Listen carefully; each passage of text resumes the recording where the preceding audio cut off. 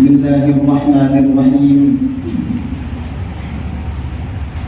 Alhamdulillah ilahil haqqil mubin. Wa sallallahu wa sallama ala khatamin nabiyyin sayyidina Muhammadin wa ala alihi wa sahbihi ajma'in. Salatan wa salaman dalimain mutalazimain ila yaumiddin. Allahumma salli wa sallim ala sayyidina Muhammad nurika as-sari wa madadika al-jari wajma'na bihi fi kulli aqwalina wa ala alihi wa sahbihi ya nur. Amma ba'd.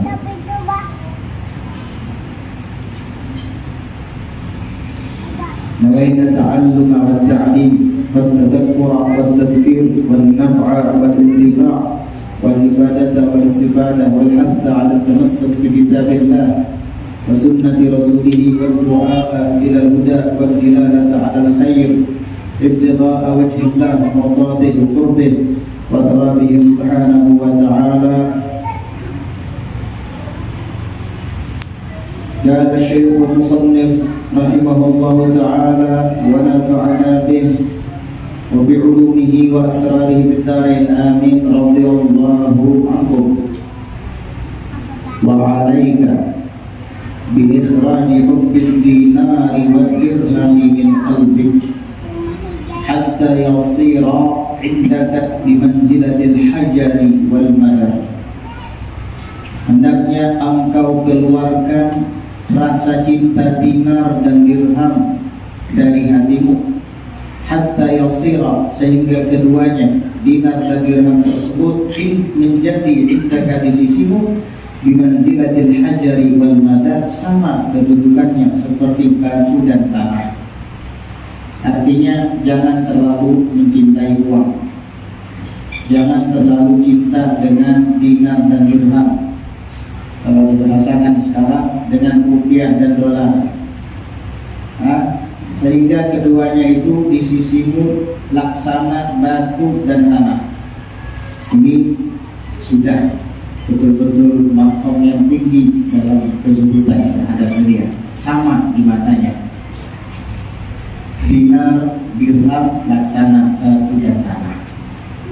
Sehingga sebagaimana orang tidak akan sedih ketika kehilangan batu atau ketika kehilangan tanah, dia juga tidak akan sedih ketika kehilangan dinar atau dirham atau rupiah.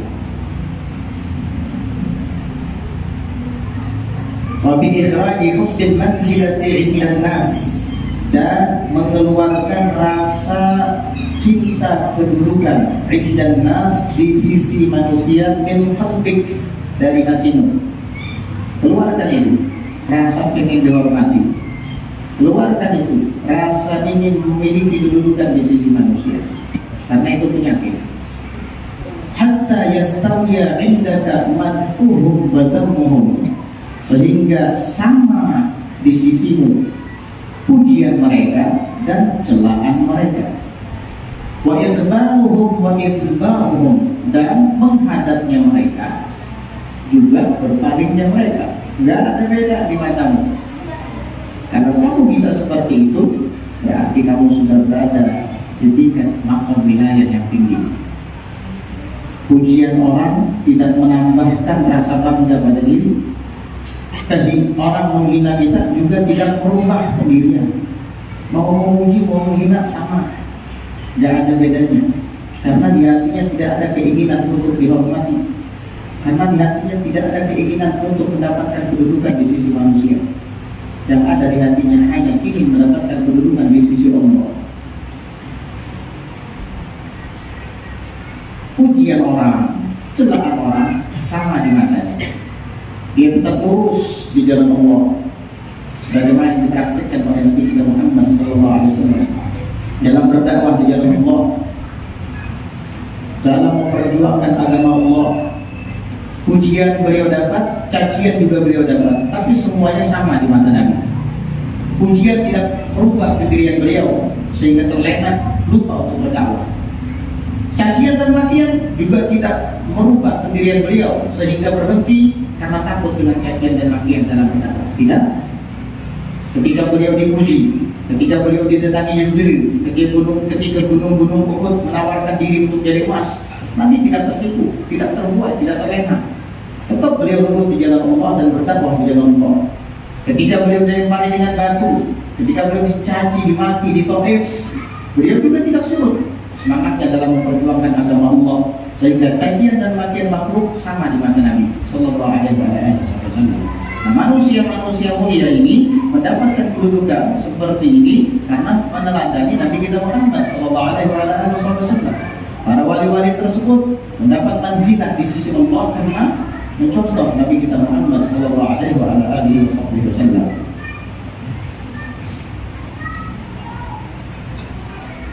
Fa inna hubbal jahi adarru ala sahibihi min hubbil mali. Karena sesungguhnya mencintai kehormatan, kedudukan, adarru lebih berbahaya ala sahibihi atas pelakunya min hubbil mali daripada mencintai harta. Ternyata cinta kedudukan, cinta kehormatan, bahasa kasarnya gila hormat, itu ternyata lebih berbahaya daripada cinta harta. Atau haus jabatan itu lebih berbahaya daripada cinta harta. Cinta harta aja sudah berbahaya, cinta jabatan, cinta kehormatan lebih berbahaya lagi daripada itu. Wakilahuma, dan keduanya itu dalani ala raghabati fid dunya, menunjukkan atas rasa gemar dalam dunia. Kalau masih cinta dengan kedudukan dan hormati, kalau masih cinta dengan harta, kesitu kemari nyari dunia, lupa ibadah, dan tidak jangan terjerumus dalam dosa, ini menunjukkan hatinya gemar dengan dunia, dan ada zuhud di dalamnya. Na'udzubillah min dzalik. Al-Imam Ali Zainal Abidin radhiyallahu anhu wa itu mencontohkan dua hal sekaligus, bahwa beliau tidak cinta dengan kehormatan dan tidak cinta dengan harta. Bagaimana yang dilakukan oleh Sayyidina Ali Zainal Abidin, anaknya Sayyidina Husain, anaknya Ali bin Abi Thalib, wa Fatimah Az-Zahra binti Rasulillah, datuknya Ahlul Bait. Sayyidina Ali Zainal Abidin suatu saat pergi ke sebuah masjid dan sholat sunat di sana. Tiba-tiba datang seseorang masuk masjid bukan untuk sholat tapi tidur. Ketika Sayyidina Ali Zainal Abidin selesai dari sholatnya, sudah sekian rakaat, banyak sekali beliau sholat di dalam masjid itu. Tiba-tiba orang ini terbangun dari tidurnya dan dia meraba-raba saku bajunya untuk mengambil uang yang ada di dalam sakunya itu yang berjumlah 100 dirham. Ternyata setelah dia raba, tidak ada uang itu di sakunya. Dan dia hanya melihat ada satu orang di dalam masjid selama dia tidur di masjid, yaitu Sayyidina Ali Zainal Abidin. Ketika Sayyidina Ali Zainal Abidin pulang keluar dari masjid, orang itu langsung berprasangka buruk dan menuduh bahwa Sayyidina Ali Zainal Abidin lah malingnya. Luar biasa, seorang keturunan Nabi yang terhormat dan mulia, cucu Nabi SAW dituduh sebagai maling. Akhirnya apa? Dia mengata-ngatai Sayyidina Ali Zainal Abidin di sepanjang jalan menuju pulang ke rumahnya. Jangan pura-pura ahli ibadah. Kembalikan uang saya. Dasar maling. Itu semua orang-orang yang kenal dengan Sayyidina Ali Zainal Abidin hampir menggebuki lelaki itu. Karena semua kenal siapa Sayyidina Ali Zainal Abidin. Mana mungkin sosok orang yang mulia, cucu Nabi, jadi maling? Akhirnya apa? Semua orang-orang yang ada di sekeliling sana sampai budak-budak mau menghajar orang ini, mau dihakimi secara massal. Apa jawab Sayyidina Ali Zainal Abidin? Mahlan ala rajul. Lemah lembut kepada lelaki ini. Jangan kamu pukul, jangan kalian hakimi, jangan. Apa kata Sayyidina Ali Zainal Abidin kepada lelaki itu? Ketika Sayyidina Ali Zainal Abidin cuek, iya ta'ani, kata lelaki, ini cacian saya arahkan kepada kamu. Kenapa kamu diam saja? Kenapa kamu gak ada reaksi? Jawab Sayyidina Ali Zainal Abidin sangat sederhana. Wa anta ubudi. Iya, walaupun kamu caci maki saya, tapi saya gak mau balas. Emang kenapa? Orang tuh kalau dicaci maki, kalau dibalas tambah. Sayyidina Zainal Abidin nggak mau. Emang kenapa? Udah, kamu ini orang jahat. Oh ya, terus maling, terus masih ada lagi. Maksud tidak angka aktar. Yang kamu tidak ketahui masih banyak, tahu nggak? Saya memang banyak dosa. Itu yang kamu sebutkan masih sedikit. Apa tadi? Maling, penjahat, penipu, sedikit. Masih banyak lagi kekurangan saya. Terima kasih. Pulang Sayyidina Zainal Abidin. Luar biasa akhlak ahlul bait Nabi sallallahu alaihi wasallam. Itu lelaki tadi setelah puas mencaci maki Sayyidina Zainal Abidin karena merasa uangnya dicuri oleh beliau, pulang ke rumah. Untung nggak digebukin sama orang. Pulang ke rumah. Begitu sampai ke rumah, dia buka pintu lemari, ternyata uang yang 100 dirham itu ada di lemari. Lupa ternyata dia bawa ke pasar. Karena terlalu mengantuk mungkin sampai tidur di masjid, lupa. Akhirnya dia menyesal. Ya Allah, saya telah melakukan kesalahan besar. Masya Allah, lelaki yang tadi saya tuduh sebagai pencuri, yang saya tuduh sebagai maling, saya caci maki di sepanjang jalan, tidak membalas cacian dan makian kepada saya, padahal dia orang yang tidak bersalah. Saya yang salah besar. Akhirnya dia mencari tahu siapa lelaki itu. Setelah dia mencari tahu siapa lelaki itu dan di mana rumahnya, karena dia ingin minta maaf, akhirnya apa? Orang-orang mengatakan, kamu salah orang. Itu yang baru saja kamu celah dan kamu caci maki adalah anaknya Sayyidina Husain, anaknya Ali bin Abi Thalib, putranya Fatimah Zahra, anak Nabi Muhammad SAW. Ahlul Bait, iya, dia Ahlul Bait Nabi. Kamu salah orang, caci maki keluarga Nabi. Mana mungkin dia seperti itu? Akhirnya orang tadi tambah merasa bersalah. Dia pun kemudian mendatangi rumah Sayyidina Ali Zainal Abidin sambil menutup pintu rumah dalam keadaan malu. Akhirnya Sayyidina Ali Zainal Abidin membukakan pintu rumah. Setelah membukakan pintu rumahnya, Sayyidina Ali Zainal Abidin melihat, oh, ini lelaki yang kemarin. Kata Sayyidina Ali Zainal Abidin, kemarin kamu menuduh saya mencuri kan 100 dirham, uangnya sudah saya gantikan. Waktu itu Sayyidina Ali Zainal Abidin gantikan uang itu. Padahal dia bukan maling, tetap digantikan.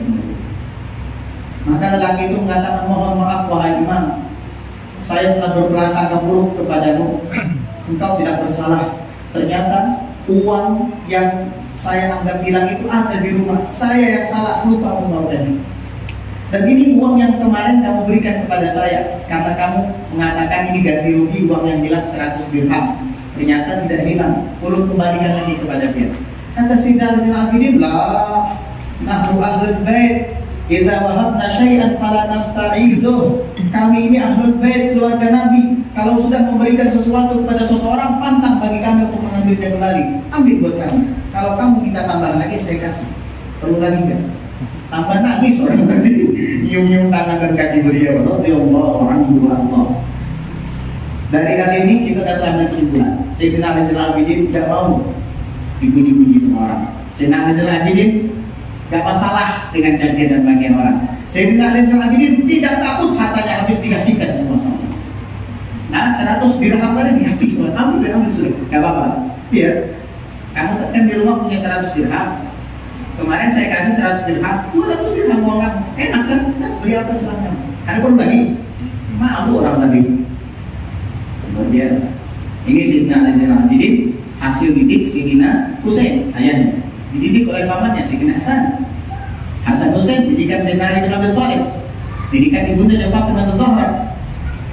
Ali bin Abi Thalib, Fatimah Zahra, didikan ayah mereka Nabi Muhammad SAW, mertua Sayyidina Ali.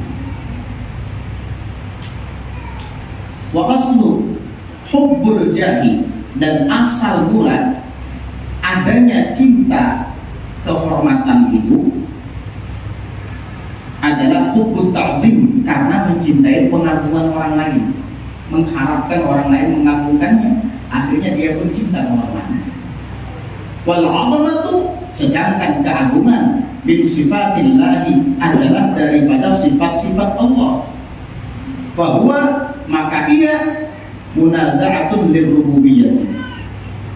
Artinya hubbul jah itu mencintai kehormatan, mencintai kedudukan, itu munaza'atun birrububiyyah, sama saja dengan menentang ketuhanan Allah. Munaza'ah itu menentang ketuhanan Allah. karena keagungan hanya milik Allah.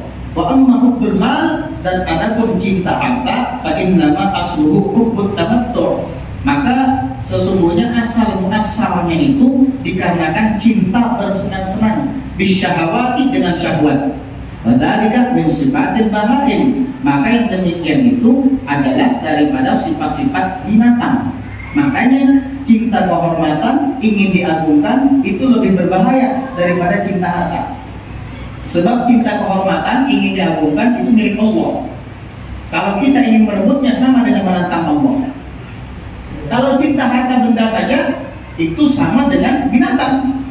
Artinya kamu hanya sekedar hina dan rendah, tapi tidak sampai menantang Allah.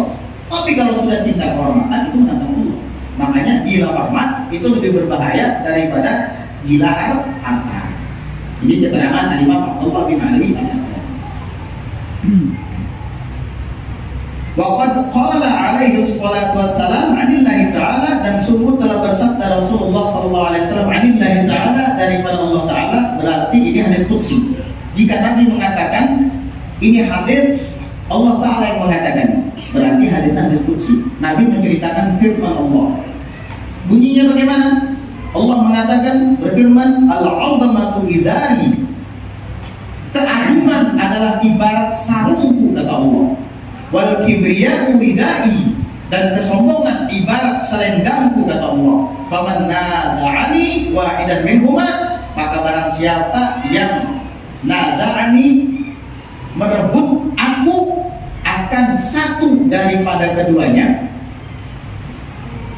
sarung atau selendangku tadi, fadhatuhu finnar, maka aku akan lemparkan dia ke dalam neraka. Orang yang menantang ingin merebut sarungku, yaitu adalah keagungan, atau ingin merebut selendangku, yaitu adalah kesombongan, aku lemparkan dia ke neraka, kata Allah Subhanahu wa Ta'ala. Jadi gak boleh jadi orang itu sombong karena itu selendang Allah. Gak boleh merasa aku jadi orang itu karena itu sarungnya Allah, ibaratnya gitu. Nanti berarti narik selendangnya Allah. Narik selendangnya Ustaz Soleh Jalani. Iya. Nanti berarti narik sarungnya Allah Ta'ala, ibaratnya, ibarat perumpamaan. Jangan narik sarungnya Allah, narik sarungnya Sarbani aja. Mana Sarbani? Sarung mana ditarik-tarik? Ini umpama ya, perumpamaan, tahfil namanya. Waqala alaihi salatu wassalam, dan bersabda Rasulullah sallallahu alaihi wasallam, ma dhibani ja'i'ani ursila fi zaribati ghanamin bi afsadalaha min hubbi syarafi wal mali fi dinir rajulil muslim. Shadaqa Rasulullah sallallahu alaihi wasallam. Kata Nabi sallallahu alaihi wasallam, ma dhibani ja'i'an, bukanlah dua ekor serigala yang kelaparan itu, ursila yang dikirim, bizari bagi ghanamin, di kandang domba, biafsada lebih rusak, laha bagi kandang domba tadi, min hubbi syaraf, daripada mencintai kemuliaan, wal mal, dan harta kekayaan, fi dinir rajulil muslim, di dalam merusak agama seorang lelaki muslim. Artinya ada dua ekor serigala yang sedang kelaparan, dilepas di kandang domba, habis dombanya. Serigalanya lagi sedang lapar-laparnya, lagi sedang beringas, diletakkan di kandang domba, habis domba dimakan semua, dia kelaparan. Itu merusak sekali di kandang domba. Tapi ternyata mencintai kehormatan, kemuliaan, harta benda itu jauh lebih berbahaya bagi agama seorang lelaki muslim daripada bahayanya dua ekor serigala yang dilepas dalam keadaan lapar di kandang domba itu. Ini Nabi yang mengatakan sallallahu alaihi wa alihi wasallam. Wa 'alaika bi ithari taqalluli minad dunya wal iktisari 'ala ma la budda minhu, dan hendaknya engkau lebih mengutamakan untuk sedikit sajalah mengambil dari dunia, wal iktisari, dan meringkas 'ala ma la budda minhu, atas yang harus daripadanya saja. Artinya yang secukupnya saja. Yang harus itu maksudnya untuk cukup nafkah keperluan anak istri di rumah, baik itu sandang, makan sandang, tempat tinggalnya, ataupun pangannya, makanannya, ataupun pakaiannya juga cukup. Jika nanti ada pergantian musim, kamu harus membelikan pakaian untuk anak istrimu, kamu bisa membelikannya. Jika nanti diperlukan makanan untuk mereka, kamu bisa membelikannya, cukup. Jika kamu perlu tempat tinggal, kamu bisa bekerja lalu kemudian membangun tempat tinggal untuk keluarga, atau paling tidak menyewa dan mengontraknya, cukup. Takallul, kata beliau. Maka hendaknya engkau mendahulukan takallul, lebih memilih sedikit sajalah dari dunia, wal iktisar, dan meringkas ala ma la budda minhu, atas sesuatu yang mesti harus ada. Itu yang harus dimiliki. Min malabisiha, baik dari pakaiannya, wa ma'akiliha, ataupun makanannya, wa manakidiha, ataupun pernikahannya, wa masakiniha, ataupun tempat tinggalnya dari dunia ini, wa sa'iri amtiatiha, dan seluruh kesenangan-kesenangannya. Ambil takallul saja, sederhana saja. Karena dunia sesaat. Ad-dunya sa'ah faj'alha ta'ah. Dunia hanya sesaat, maka jadikanlah ia ladang untuk berbuat taat. Artinya kamu tidak dilarang untuk menikmati duniamu, tapi jangan berlebihan, jangan berlebihan. Dan yang mau kamu lakukan secara banyak dan berlebihan itu adalah amal ibadah. Kalau amal ibadah ketaatan silahkan kamu lakukan sebanyak mungkin, silahkan kamu lakukannya secara berlebihan. Tapi kalau dunia, ambil secukupnya saja. Silahkan kamu bersenang-senang, tapi jangan lupa akhirat, jangan lupa agama, dan jangan lupa bahwa engkau hidup di dunia sementara. Akhirat kekal abadi selamanya. Wa iyyaka an tattasi'a fi syahawatiha wa tad'iya ma'a dzalika az-zuhda. Wallahu a'lam bis-shawab. Insyaallah kita akan lanjutkan nanti bab tentang berluas-luas di dalam mencintai syahwat dunia di pelajaran berikutnya. Karena di sini ada banyak pertanyaan. Ruang kita banyak disita untuk menjawab pertanyaan ini. Insyaallah kita lanjutkan hari Rabu yang akan datang. Wallahu a'lam bishawab.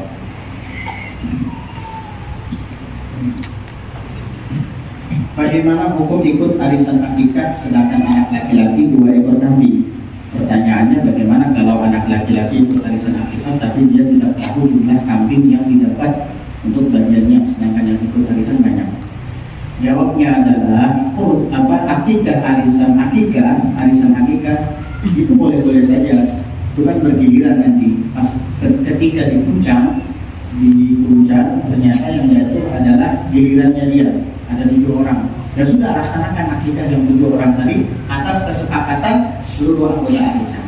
Tentunya yang ikut arisan itu pasti setuju, karena dari awal sudah mendaftar, itu tandanya dia sudah setuju dan sepakat. Mengenai bagaimana katanya satu orang lelaki itu 2 ekor kambing, berarti 2/7 sapi. Jawabnya, itu akikah yang afdal. Andai kata seorang lelaki, bayi lelaki diakikahkan hanya 1 ekor kambing saja, sah, sudah terlaksana aslus sunnah.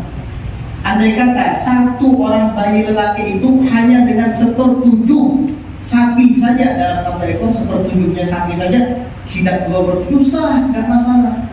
Walaupun afdalnya adalah 1 anak laki-laki 2 ekor kambing, 1 anak perempuan 1 ekor kambing, itu dalam segi afdoliyah, keafdolan.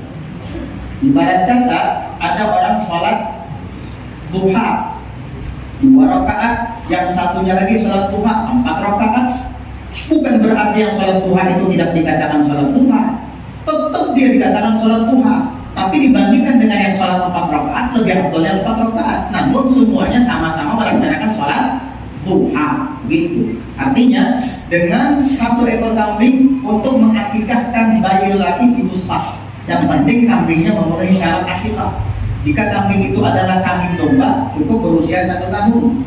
Tapi jika kambing itu adalah kambing kecil, kambing kacang misalnya, maka disyaratkan berusia 2 tahun dan selamat daripada cacat. Bukan kambing yang buta, bukan kambing yang urus kering, bukan kambing yang kurapan, bukan kambing yang pincang dan jelas pincangnya itu, bukan kambing yang buntung buntutnya, pokoknya yang tidak cacat lah, begitu.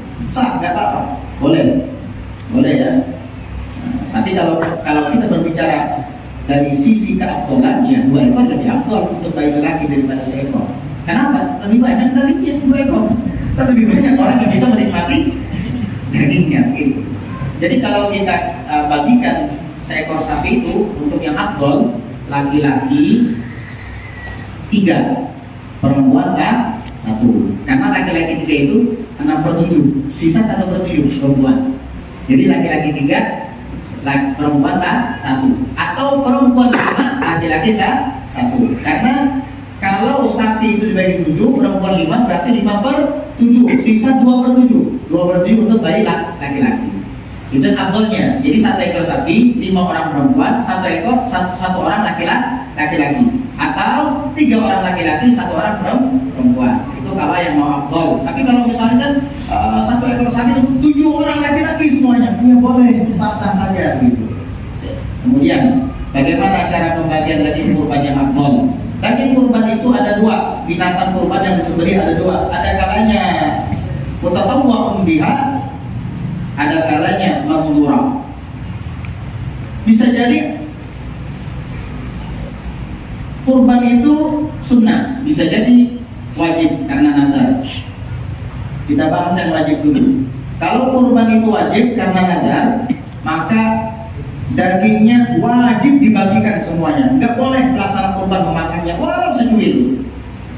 Kalau itu udhiyah mamdura, kurban yang dinazarkan. Karena hukumnya dengan sebab nazar berubah dari sunnah menjadi wajib. Apabila dia melaksanakan kurban yang wajib tadi karena nazar, aku bernazar untuk kurban, maka kurbannya jadi wajib. Tidak boleh si pelaksana kurban memakannya walau sedikit. Hatinya aja, hatta hatinya nggak boleh walau sedikit. Ya, nggak boleh. Dan ingat, daging-dagingnya harus dibagikan kepada fuqara dan masakin saja, orang fakir miskin saja. Itu kalau kurbannya wajib. Ingat itu. Karena kalau sudah wajib nazar, maka yajibu at-tasadduq bi jami'i lahmiha. Wajib menyedekahkan seluruh dagingnya. Kalimat menyedekahkan itu objeknya fakir dan miskin. Sedekah. Kalau orang kaya namanya ihda, hadiah. Kalau orang fakir namanya tasadduq, sedekah. Nah, kalau kurbannya tadi dinazarkan, hati-hati dalam membagikannya. Harus jatuh ke tangan orang fakir dan orang miskin. Gak boleh jatuh ke tangan orang kaya. Ini bedanya kalau yang wajib. Nah, kalau yang mutatawwa'u biha, kurban yang disunahkan saja. Nah, ini dagingnya dibagi 3. Maksudnya hak daging itu ada 3 yang memiliki hak daging itu. Sepertiganya untuk pelaksana kurban. Boleh pelaksana kurban ngambil sepertiga daging. Sepertiganya lagi untuk fakir, miskin. Sepertiganya lagi dihadiahkan kepada orang yang kaya misalnya, orang yang mampu lah gitu. Gak apa-apa, karena itu sunnah. Nah, kalau sunnah. Tetapi yang afdolnya itu adalah si pelaksana kurban hanya memakan 2 atau 3 suap saja, tabarrukan saja, bertabarruk saja lah. Ambillah 2 sampai 3 iris daging aja, makan, selesai. Terus itu bagikan. Udah kurang, saya masih pengen banyak lagi. Kurang itu, tidak apa-apa ambil, tapi jangan lebih dari sepertiga daging. Tapi kamu tidak afdol jadinya nanti. Jadi kalau daging sapi itu beratnya 60 kilo, yang pelaksana kurban boleh ngambil 20 kilo. 20 kilonya lagi dibagikan kepada fakir miskin, 20 kilonya lagi dibagikan kepada orang yang mampu, boleh. Itu kalau yang sunnah. Itu dasar pembagiannya gitu. Tapi kalau si pelaksana kurban hanya memakan 2 atau 3 suap saja, itu lebih bagus. Luqmatan atau talaq luqam itu lebih bagus. Untuk apa? Bertabarruk saja. Sisanya dibagikan kepada fakir miskin ataupun orang mampu. Tetapi fakir miskin lebih diprioritaskan, lebih diutamakan, baru kemudian orang mampu. Itu kalau daging kurban yang sunnah. Dan ingat, daging kurban hanya boleh dibagikan kepada orang muslim saja. Jangan diberikan kepada non muslim, tidak boleh. Ya, tidak boleh. Karena apa? Ini ritual ibadah. Ya kalau itu yang beli kambing atau sapi hanya untuk acara kawinan atau acara yang lain nggak apa-apa dikasihkan kepada orang non-muslim. Tapi kalau sudah ritual ibadah, udhiyah, bahagian dari syiar agama Islam, nggak boleh jatuh ke tangan orang kafir, harus orang muslim yang memilikinya. Tapi orang kafirnya miskin gitu. Oh, kalau miskin suruh masuk Islam dulu, baru kasih. Ya. Ayo kamu untuk menerima syahadat, nih kambing ada nih 1 kilo, ayo mau nggak? Itu paham? Kayak mereka juga punya ritual nyembelih babi, nggak usah kasih orang Islam. Masa nyembelih babi bagi orang Islam juga istilahnya ya, begitu. Ritual agama soalnya mulainya ini. Kalau sekedar nyembelih biasa nggak masalah. Jelas ya cara bagi gandain kurban antara yang fardu dengan yang sunnah. Bagaimana pendapat dia tentang pilih habaib alim dengan habaib yang tidak alim? Kalau yang alim dia hormati, kalau dengan habaib yang tidak alim biasa-biasa saja. Layaknya dianggap orang biasa saja, tidak dihargai, ya janganlah. Ini ada 2 hak ya. Ada hak untuk para muhibin, para pecinta ahlul-bait, para pecinta habaib. Maka mereka harus bisa menempatkan mereka ahlul-bait itu dengan hormat, karena menghormati darah yang ada di tubuh mereka. Sebab mereka itu adalah anak cucu Nabi Muhammad SAW. Biar bagaimanapun, ya menghormati mereka. Ini nasihat untuk yang para muhibin, walaupun mereka bukan orang alim, karena mereka punya syarafun nasab, kemuliaan nasab bersama kepada Nabi. Bahkan ada yang mengatakan syarafun nasab itu di atas syaraful ilm. Kemuliaan nasab itu lebih daripada kemuliaan ilmu. Sebab ilmu itu bisa diperoleh dari mana saja, bisa dipelajari. Tapi kalau nasab ya bisa. Ente bukan habib, lalu ngaku habib nggak bisa. Sampai hari kiamat nggak bisa jadi habib karena ente memang bukan habib. Kata orang dulu sampai lebaran monyet itu nggak bisa jadi habib. Nggak bisa. Kalau memang bukan keturunan habib, jangan ngaku-ngaku jadi habib. Gitu ya. Jadi syarafun nasab itu murni pemberian dari Allah. Kemuliaan nasab itu murni Allah langsung yang memilih. Habaib itu dipilih Allah jadi habib, bukan mereka yang milih. Ya Allah jadikan saya habib, enggak. Allah langsung yang pilih dari alam Allah, mereka jadi habib keturunan Nabi SAW. Tapi kalau ilmu, orang kafir bisa jadi alim. Orang kafir bisa alim. Saya teringat Habib Quraisy Baharun. Beliau cerita ketika sedang berada di pesawat, entah mau kemana beliau. Di samping beliau ada bule, orang barat, orientalis, orang Eropa. Bule itu melihat Habib Quraisy Baharun pakaian Islam, mungkin dengan jubahnya, penasaran. Diajak Habib Quraisy bahasa Arab, bukan bahasa Inggris. Kaget Habib Quraisy Baharun, bahasa Arabnya fasih kata beliau. Arab asli fasih. Udah gitu berbicara tafsir sama saya. Dia bilang, Anda tahu nggak tafsir Jalalain? Kata Habib Quraisy, wah itu tafsir yang terkenal. Kata si Kristen, si orientalis ini, saya hafal tafsir Jalalain. Kan alim mana dia? Dia nggak hafal tafsir Jalalain. Si Kristen tadi hafal tafsir Jalalain. Dia orientalis, memang dia kuasai ilmu Islam.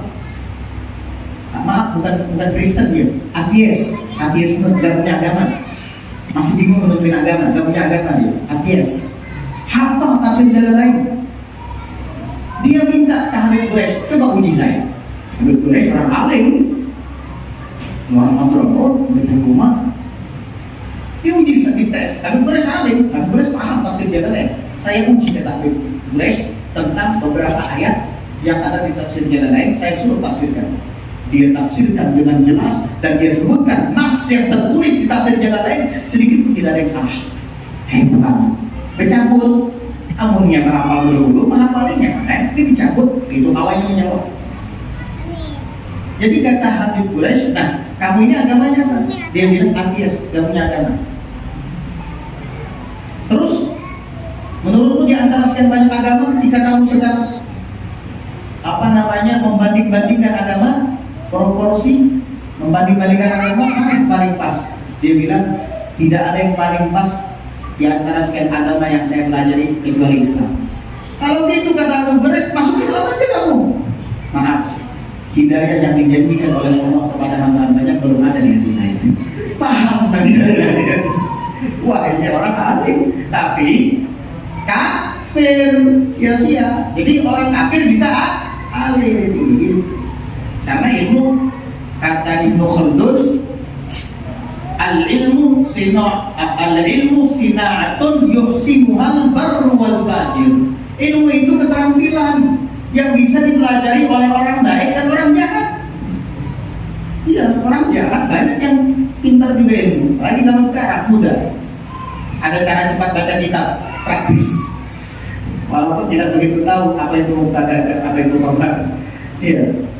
Jadi begitu. Tapi kalau secara penyasar itu langsung pilihan Allah dan tidak bisa, tidak ada sekolahnya. Tidak ada sekolah orang jadi habib itu kan. Tapi kalau sekolah jadi orang alim banyak. Kalau sekolah supaya jadi habib, nah dulu sekolah lah, yang kan jadi habib. Tidak bisa, tidak ada sekolahnya. Tapi nasihat bagi habib itu sendiri, jangan minta dihormati. Karena datuk-datuk mereka tidak ada yang minta dihormati. Nah, tadi kan kisah Sayyidina Ali Zainal Abidin, datuknya habaib sedunia itu. Kalau bukan Sayyidina Ali Zainal Abidin, nggak ada keturunan Sayyidina Husain. Satu-satunya anak Sayyidina Husain yang hidup, Sayyidina Ali Zainal Abidin. Itu sumber mata air semua ahlul bait yang ada di dunia dari keturunan Sayyidina Husain, Sayyidina Ali Zainal Abidin. Bagaimana beliau menampilkan sosok sebagai ahlul bait yang tidak suka penghormatan dan tidak marah ketika dia dimaki, malah dibalas dengan senyuman, malah dikasih uang yang dimaki, sampai yang caci makinya tadi malu. Nah, gitu ahlul bait. Ya. Sayyidina Ali bin Abi Thalib itu dicaci maki 80 tahun oleh Bani Umayyah, nggak pernah balas. 80 tahun itu di dalam kitab Syahrul Yaqut itu disebutkan 80 tahun di mimbar-mimbar dicaci makinya, tahu nggak? Di atas mimbar hari Jumat pas khutbah. Innallaha la'ana aliyan, sesungguhnya Allah melaknat Ali. Il'anu la'anallahu Ali, kata jamaahnya semua. Bayangkan 80 tahun kayak gini, Sayyidina Ali senyum-senyum aja. Sampai Sayyidina Ali meninggal itu terus berlangsung sampai di masa Khalifah Umar bin Abdul Aziz, baru beliau hapus itu. Kata Umar bin Abdul Aziz, gak pantas itu Sayyidina Ali menantu Nabi, istrinya putri Nabi, anaknya Al-Hasan dan Husain. Tapi siapa? Umar bin Abdul Aziz punya cara. Bagaimana caranya Umar bin Abdul Aziz menghentikan itu? Dia panggil orang Yahudi. Wahai orang Yahudi, nanti saya akan menyampaikan khutbah. Di saat terakhir saya menyampaikan khutbah, kamu berdiri masuk masjid orang-orang Islam dan kamu bilang, hai Umar bin Abdul Aziz, saya ingin menikahi putrimu. Kamu bilang gitu ya. Nanti kan orang-orang pasti memandang kepada kamu dan mereka akan mengatakan, mana mungkin Umar bin Abdul Aziz menikahkan anaknya dengan Yahudi. Nah disitulah nanti saya akan jelaskan kepadanya. Si Yahudi ini mau, karena waktu ini menjadi khalifah Umar bin Abdul Aziz. Coba kan jadi mau khalifah ini? Tidak. Udah, Sayyidina Umar bin Abdul Aziz alim, khalifah yang adil. Bahkan dalam riwayat, serigala tidak pernah memangsa domba selama Sayyidina Umar bin Abdul Aziz jadi khalifah, dari saking adilnya. Pas Sayyidina Umar bin Abdul Aziz menyampaikan khutbah, di akhir khutbah itu biasanya orang-orang mengatakan innallaha la'ana Ali, sesungguhnya Allah melaknat Ali. Wah, bahasa apa ini? Cacian makin bagaimana ini? Sampai Sayyidina Ali meninggal masih berlanjut. Akhirnya apa? Yahudi tadi berdiri sesuai dengan rencana yang disusun oleh Sayyidina Umar bin Abdul Aziz. Kata Yahudi itu, wahai Umar bin Abdul Aziz, saya ingin menikahi putrimu. Umar bin Abdul Aziz pun menjawab, baik jamaah, apakah mungkin sosok Umar bin Abdul Aziz menikahkan putrinya dengan laki-laki Yahudi ini? Gak mungkin, kata jamaah semuanya. Lalu sudah Umar bin Abdul Aziz menjelaskan kepada jamaah semua, apakah mungkin Rasulullah SAW menikahkan putrinya Fatimah dengan orang bejat? Jika Ali bejat, gak mungkin Fatimah dinikahkan oleh Nabi dengan Ali. Saya aja Umar bin Abdul Aziz gak mau milih mantu orang sembarangan. Masa Nabi milih mantu orang sembarangan? Akhirnya semua jamaah memandang satu sama lain. Oh, betul juga, betul juga. Berarti kami selama ini melaknat Sayyidina Ali salah. Salah kamu. Masa Nabi memilih mantu orang jahat, orang terlaknat? Gak mungkin. Saya aja gak mau jadi Yahudi mantu. Betul juga. Kamu mau gak punya mantu dilaknat sama Allah? Gak mau. Masa Nabi menikahkan putrinya Fatimah dengan Ali yang dilaknat oleh Allah? Gak mungkin kan? Iya betul juga. berarti kami salah kalian. Terus Amirul Mukminin yang benar apa? Yang benar itu innallaha ya'muru bil 'adli wal ihsan wa ita'i dzil qurba wa yanha 'anil fahsya'i wal munkari wal baghi ya'idukum la'allakum tadhakkarun. Baca itu. Dari sejak itu akhirnya mereka semua membaca di setiap selesai khutbah Jumat, innallaha ya'muru bil 'adli wal ihsan ila akhir ayat. Dan sampai saat ini kita mengikutinya. Betul enggak? Nah, enggak tahu yang sejarahnya itu. Itu sempat dihapus dulu. Sunnah membaca innallaha ya'muru bil 'adli wal ihsan ila akhir ayat sempat dihapus 80 tahun, diganti dengan pelaksanaan Sayyidina Ali. Sayyidina Umar bin Abdul Aziz yang berjasa untuk mengembalikannya kembali untuk dibaca di setiap selesai khutbah. Tidak tahu, andai kata bukan perjuangan Umar bin Abdul Aziz, bisa-bisa sampai sekarang berada Sayyidina Ali, alhamdulillah, orang yang terbebas dari laknat, orang yang terbebas dari celah karena kedengkian mereka saja dengan Sayyidina Ali bin Abi Thalib. Tapi ada reaksi Sayyidina Ali bin Abi Thalib mana kita bilang enggak, itulah datuknya Ahlul Bait Nabi Muhammad SAW. Jadi nasihat ini untuk yang para pemimpin, kamu juga harus tahu diri. Ini Habib hormati, tapi Habib untuk Habibnya sendiri jangan kita dihormati. Dia serahkan kepada Allah. Jika mereka menghormati, yang keuntungan kembali kepada mereka juga. Jika mereka tidak menghormati, kita juga Ahlul Bait tidak minta dihormati. Kita tidak minta tangan kita dicium. Karena kamu yang mau cium, kalau kan cium bukan apa-apa. Emang buntung tangan kalau kayak gini. Bahkan Sayyidina Abu Bakar Al-Adani mengatakan, orang yang mencium tanganku sama dengan mematahkan tanganku. Orang yang nyium kakiku sama dengan mencongkel dua mataku. Begitu. Tapi para pemimpin ini kadang karena terbawa rasa cintanya, dia memandang Ahlul Bait itu bukan seorang manusia tetangganya atau orang dia kenal sebagai kawan, tapi dia memandang di dalam orang ini ada Nabi Muhammad SAW.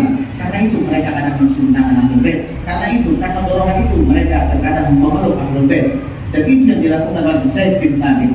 Zaid bin Thabit mencium tangan Abdullah bin Abbas karena dia tahu ini keluarga Nabi. Begitu. Walaupun mereka tidak minta itu, mereka tidak ingin dihormati. Tapi para pemimpin yang kadang-kadang menyaksikan hakikat Ahlul Bait ini adalah darah daging Nabi Muhammad SAW. Nah, karena tidak bisa mencium tangan Nabi, maka mereka memandang kepada hakikat Ahlul Bait setidaknya bisa mencium tangan anak cucunya. Itu kadang-kadang perasaan para pemimpin sehingga terbawa untuk menghormati Ahlul Bait Nabi. Dan itu hak mereka. Adapun hak Ahlul Bait jangan sesekali kita dihormati. Karena itu bukan ajaran dan thariqat para ajdad, para leluhur al-Ba'alawi khususnya dan Ahlul Bait Nabi secara umum. Mudah-mudahan terjawab.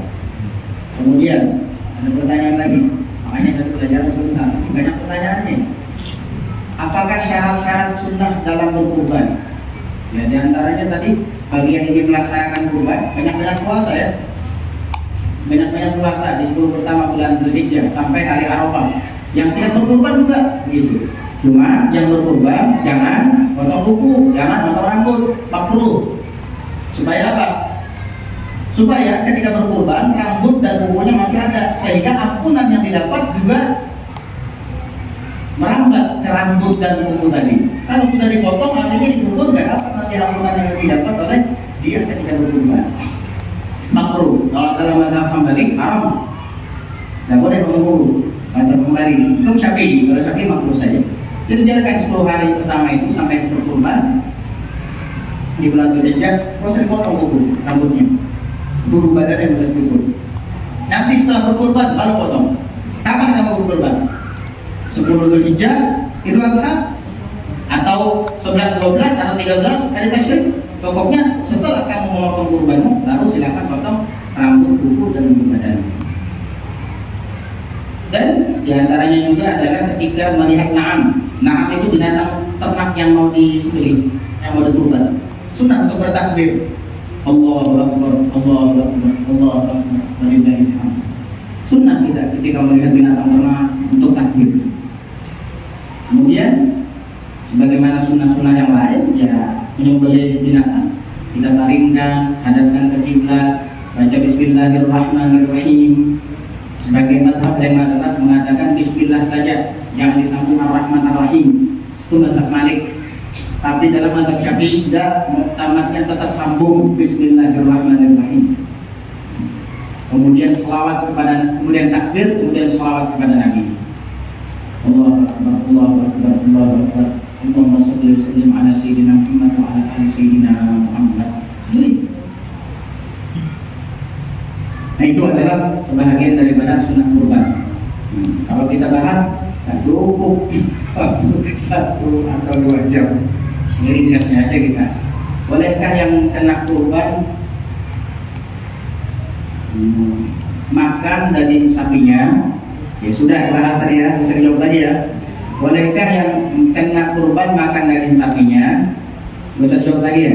Sudah tahu semua nih, alim semua. Boleh nggak? Boleh nggak? Yang kena kurban makan daging kurban, boleh nggak? Nah, bisa saja. Boleh kalau yang sunnah. Punya wajib bang? Nah, ya. Sudah. Iya.